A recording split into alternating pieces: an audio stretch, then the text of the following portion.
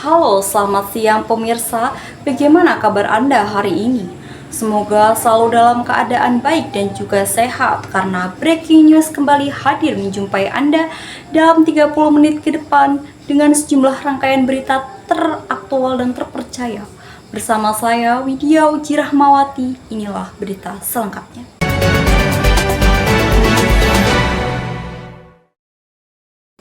Untuk perayaan Lebaran, warga terbangkan balon udara. Tradisi menerbangkan balon udara ini terus dilakukan oleh sejumlah warga di Desa Ngumpul dan Mayangan, Kecamatan Jogoroto, Kabupaten Jombang, Jawa Timur sebagai penutup masa perayaan Lebaran atau Idul Fitri, tepatnya di hari ke-7. Penerbangan balon udara ini dilakukan di tengah pemukiman padat penduduk di antara rumah warga maupun di jalan desa. Bahkan penerbangan juga dilakukan di tengah area persawahan.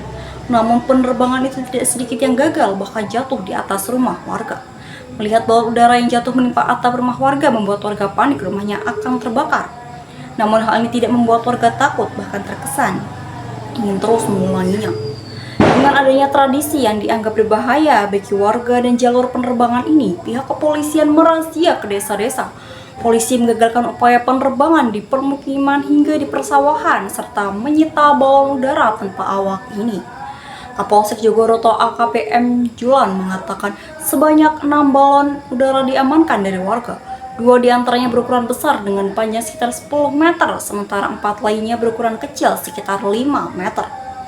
Terkait sanksi, pihak kepolisian belum dapat memberikan tindakan tegas karena kegiatan ini masih dianggap sebagai bagian dari tradisi masyarakat. Untuk sementara petugas hanya mengamankan balon-balon yang akan diterbangkan guna mencegah potensi bahaya. Dengan tradisi ini, pihak kepolisian bertindak tegas dengan membubarkan dan memeriksa rumah warga dengan tujuan agar tidak ada lagi warga yang menerbangkan balon udara. Beralih ke informasi lainnya,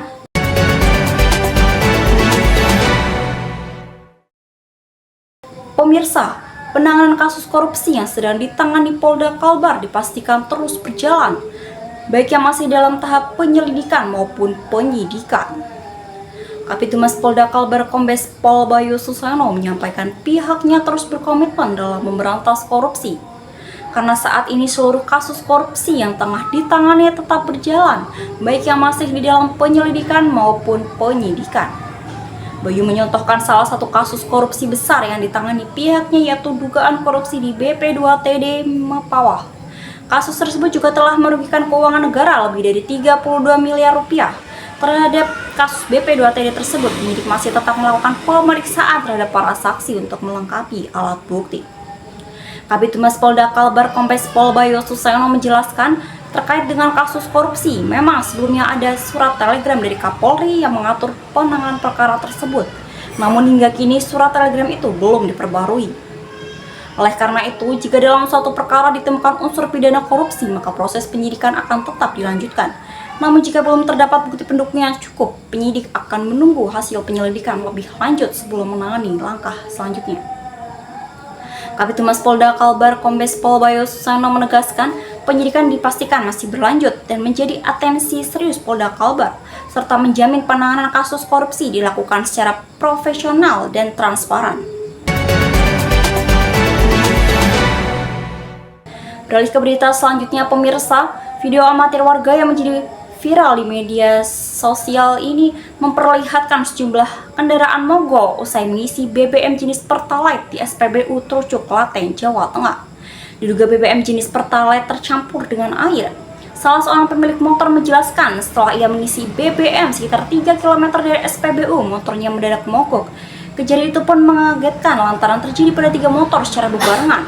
Setelah dicek di bengkel, ternyata tangki motor berisi air. Perwakilan manajemen SPBU Trucuk pun menjelaskan peristiwa BBM Pertalite diduga tercampur air baru pertama kali terjadi. Petugas dari Satreskrim Polres Klaten bersama Polsek Trucuk memasang garis polisi. Kasih Polres Klaten AKP Nyoto menjelaskan pihaknya telah mengamankan barang bukti berupa sampel BBM jenis Pertalite untuk proses penyelidikan. Barang bukti yang saat ini diamankan itu berupa BBM jenis Pertalite yang diambil dari token Pertalite di SPBU kurang lebih 1,5 liter. Tindak lanjuti peristiwa ini, pihak manajemen SPBU sudah melakukan pendataan serta siap bertanggung jawab mengganti biaya bengkel untuk memperbaiki kendaraan yang mogok.